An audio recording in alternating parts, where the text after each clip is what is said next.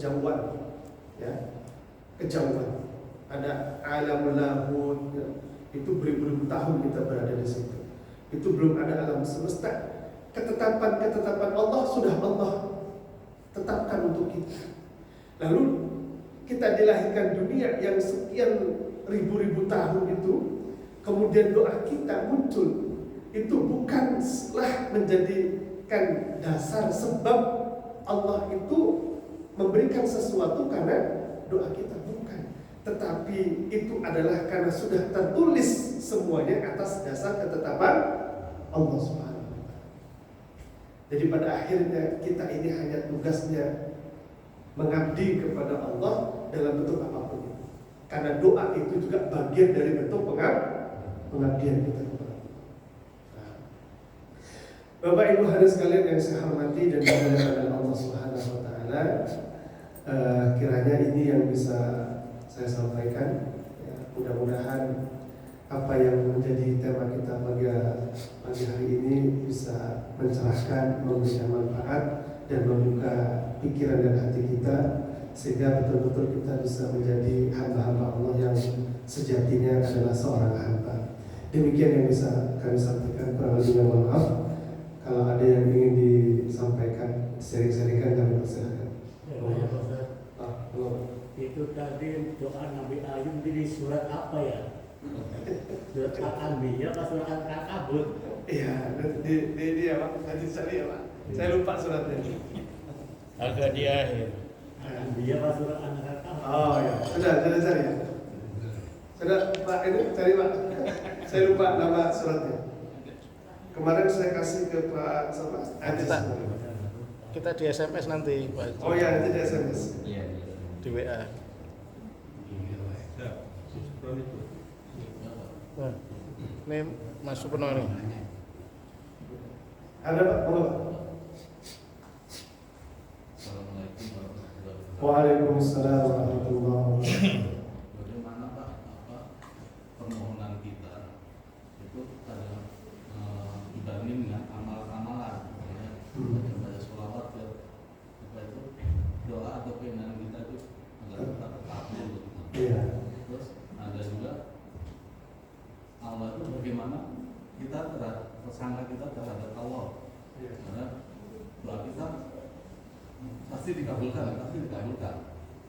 Ya.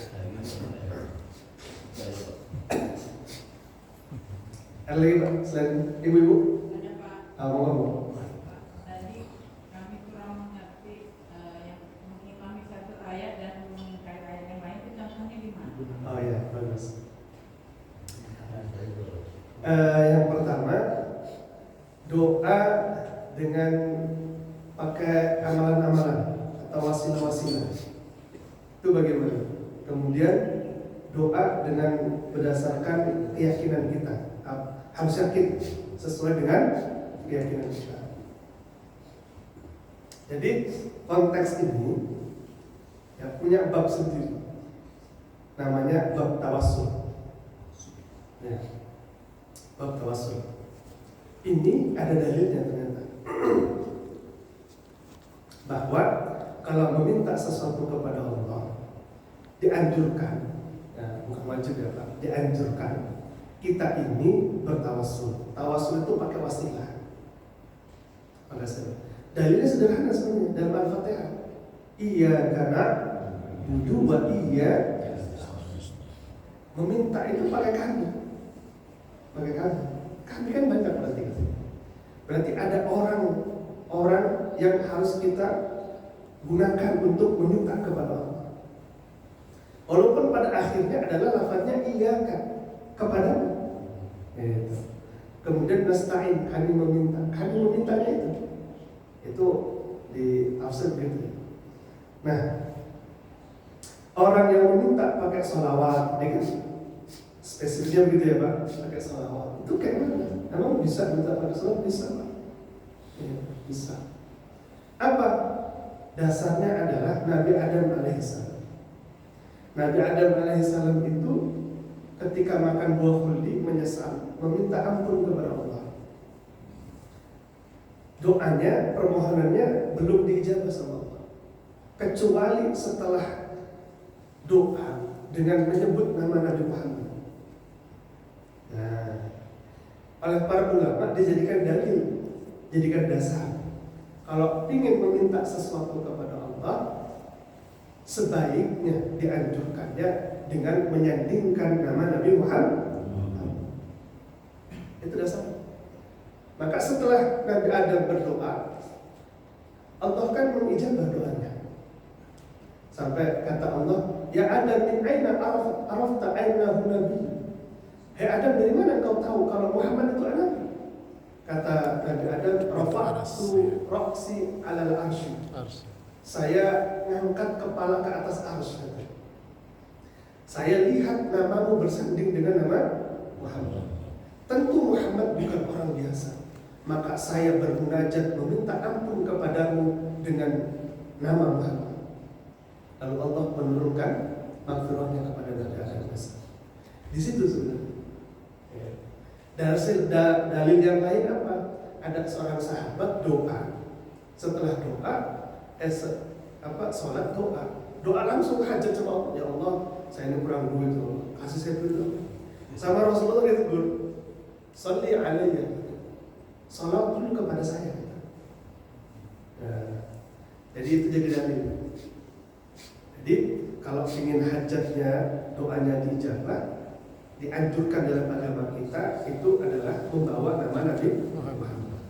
Akhirnya ulama-ulama berikutnya mengembangkan kalau Nabi Muhammad itu ketinggian, sehingga diambil wali-wali, orang-orang saleh itu pun dijadikan dasar bahwa dengan dekatnya kepada Allah bisa menjadi sebab turunnya rahmat Allah. Nah, gitu. Yang kedua adalah apa tadi? Yakin ya. Keyakinan kita terhadap doa harus yakin. Itu mempengaruhi kita atau tidak? Mempengaruhi. Karena itu kan namanya ilmu syariat ya. Kalau yang akhir dari ending kita ngajikan itu sudah hakikat itu. Ya, sudah makrifat itu maksudnya. Ya. Kalau yang ini keyakinan itu doa yang kita panjatkan tahapannya syariat. Jadi kenapa kalau kita mesti yakin terhadap doa yang kita panjatkan? Ternyata ilmunya, bapak-bapak, apa yang menjadi keyakinan kita itu akan terbesit dalam pikiran kita, kan gitu ya, secara kejiwaan gitu. Apa yang menjadi keyakinan kita itu akan tertanam dalam diri kita, pikiran kita. Kalau sudah tertanam dalam pikiran dan hati kita, maka secara otomatis hati dan pikiran kita ini akan menggerakkan kepada apa yang menjadi keinginan kita, diwujudkan dalam bentuk ekspresi perbuatan kita sampai kepada akhir dari segala keinginan kita. Maka terwujudlah keinginan kita sesuai dengan apa yang menjadi keyakinan. Itu ilmunya begitu Pak, ilmu syariatnya begitu. Bapak-bapak saya tanya, kok bisa hadir di sini? Pasti dari pagi kan sudah merencanain. Gitu. Besok pagi mau kajian. Hadir. Kenapa bisa hadir sampai sini? Karena benak dan pikirannya sudah tertuju, diekspresikan, diimplementasikan dalam bentuk tindakan sampailah ke sini. Gitu Pak. Gitu. Maka penting yakin itu. Ya, yakin itu penting karena yakin itu akan mendorong badan ini melakukan apa yang menjadi keyakinan hatinya. Itu nggak mungkin lah orang yakin duduk aja itu nyalahi itu kan. Ya. Orang yakin itu dalam istilah agama kita yakin yang dibarengi dengan korinah, indikasi-indikasi terhadap keyakinan yang kita miliki. Kalau yakin masjid ini bakal roboh ini, padahal tiang-tiangnya segede-gede kayak gini, itu kan bukan yakin, Pak. Itu kan namanya kebodohan, Pak. Gitu. Tapi sebaliknya, kalau tiangnya cuma papan kaso-kaso saja, tiang-tiang ini, kemudian kita ngomong yakin sama Allah, tak roboh, kan bodoh namanya. Gitu. Jadi gitu ya, Pak. Keyakinan itu dalam pandangan agama kita ini jangan keliru, Pak. Itu adalah keyakinan yang didasari oleh indikasi kuat adanya keyakinan. Jangan menyalahi indikasi itu. Karena kan selama kita hidup di dunia itu kan kita terikat oleh hukum alam, hukum klausa, sebab akibat. Jangan diabaikan. Hukum klausa di dunia ini berlaku untuk itu. Kalau kita lapar makan, kalau kita sakit berobat. Jangan langsung menuju akhir bait ini. Sakit doa sama Allah, yakinlah. Mau doa nggak doa juga pasti dijabah, atau nggak dijabah ya sudah tertulis di sana. Akhirnya nggak berobat. Kata para ulama ini orang yang bodoh, dungu. Karena tidak mengikuti hukum sebab akibat. Saya jawab pertanyaan ibu tadi. Apa yang dimaksud dengan mengimani satu ayat dengan mengingkari ayat yang lain? Apa contohnya? Contohnya sederhana. Kita ini disuruh doa. Ya kan, disuruh doa. Ud'uuni astajib lakum. Kemudian ada ayat. Apa ayatnya? Wa may yatawakkal fahuwa hasbuh. Kalau orang bertawakal, cukuplah Allah yang akan mencukupinya. Hanya bertawakal. Doa enggak, ikhtiar enggak. Pakai ayat itu. Wa may yatawakkal 'ala Allah fahuwa hasbuh. Itu namanya saya katakan mengimani satu ayat tapi mengingkari ayat yang lain. Ada lagi orang yang sakit, dia kasih obat sama Pak Kiai sama Ustadz, nih air putih minum, bismillah sembuh. Penyakitnya sudah ke dokter, didiagnosa penyakitnya stroke, dikasih air putih, bisa nggak sembuh? Bisa, tapi jangan mengabaikan ikhtiar yang lain. Karena indikasi stroke air putih itu walaupun mungkin adanya, tapi indikasinya masih nggak kuat gitu. Orang stroke itu berobat pakai obat-obat apa yang lain sebagainya. Nah itu yang saya katakan mengimani satu ayat dengan tidak mengingkari satu ayat yang lain. Ke masjid ngaji itu benar. Ada kegiatan keagamaan rajin benar, kesana hadir, kesini hadir. Tapi istri anak nggak diopen. Hadir ke masjid, ikut kegiatan-kegiatan itu benar. Itu beriman kepada Allah. Tapi dengan tidak mengabaikan ayat yang lain. Apa itu? Ngurus anak, ngurus istri juga kewajiban. Nah, itu sederhana gitu. Ya.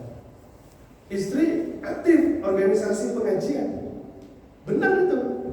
Tapi mengabaikan tugasnya sebagai seorang istri itu yang nggak benar.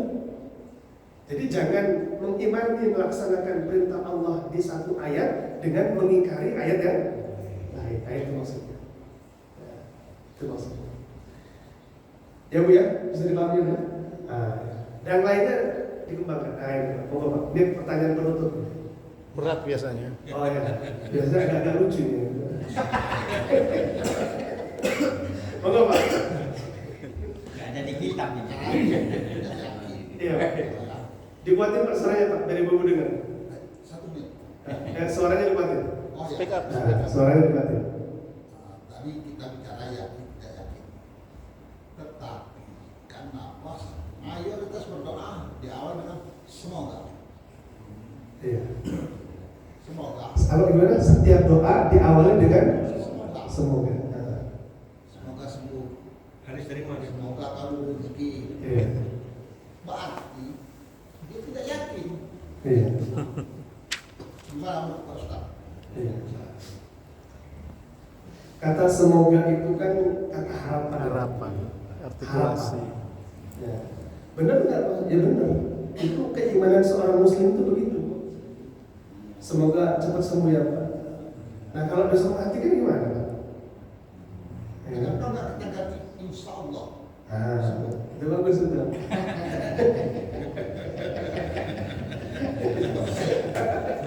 Itu bagus itu.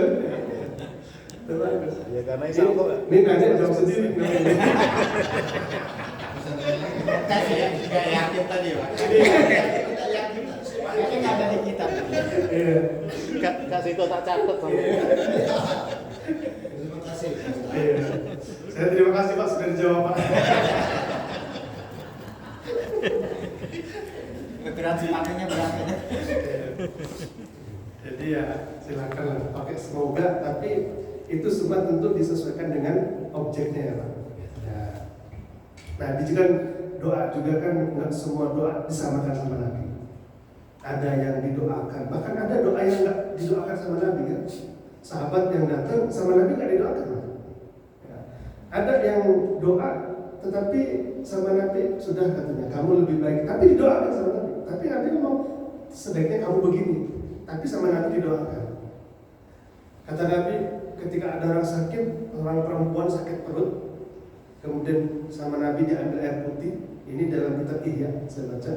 Kata Nabi minum begini, sembuh kata Nabi. Gitu ya Pak.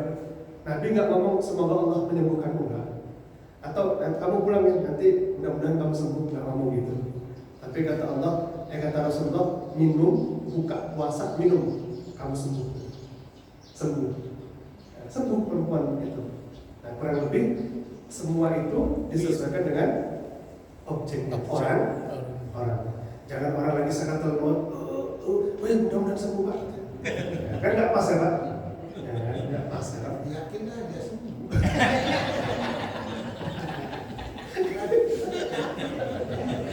Udah sakatul maut, tugas kita mentalkin kan gitu. Udah nggak perlu didoakan lagi tuh. Terlalu banyak lihat Indosiar gitu. Iya. Baik kita tutup ya Pak. Mari kita doa bersama Ibu Bapak. A'udzubillahi minasyaitonir rajim. Bismillahirrahmanirrahim. Allahumma ya Allah ya Hayyu ya Qayyum ya Dzal Jalali wal Ikram ya Hannan ya Mannan. Allahumma shalli ala sayyidina Muhammadin al-habib al-mahbub syafil 'ilal mufarrijil kurub wa ala alihi wa sahbihi wa barik wa sallim. Allahumma ighfir lana dhunubana wa liwalidina wa li asatidina wa li qarabatina wa li masyayikhina wa li jami'il muslimin wal mu'minin innaka 'ala kulli shay'in qadir. Allahumma ya Allah la tada' lana dhanban illa ghafartah wa la hamman illa farajtah wa la 'aiban illa satartah wa la maridan illa shafaitah wa la hajatan min hawaij ad-dunya wal akhirah illa qadaitaha ya arhamar rahimin. Ya alim ya halim ya alim ya halim ya alim ya halim ya alim ya halim ya alim ya halim ya alim ya halim anta bihajatina alim faqdi hajatina ya Allah faqdi hajatina ya Allah faqdi hajatina ya Allah birahmatika ya arhamar rahimin. Rabbana atina fid dunya hasanah wa fil akhirati hasanah wa qina adzabannar. Wa sallallahu ala sayyidina Muhammadin nabiyil ummi wa ala alihi wa sahbihi wa barik wa sallam. Bifadlika subhanaka rabbika rabbil izzati amma yasifun wa salamun ala al-mursalin walhamdulillahi rabbil alamin. Assalamualaikum warahmatullahi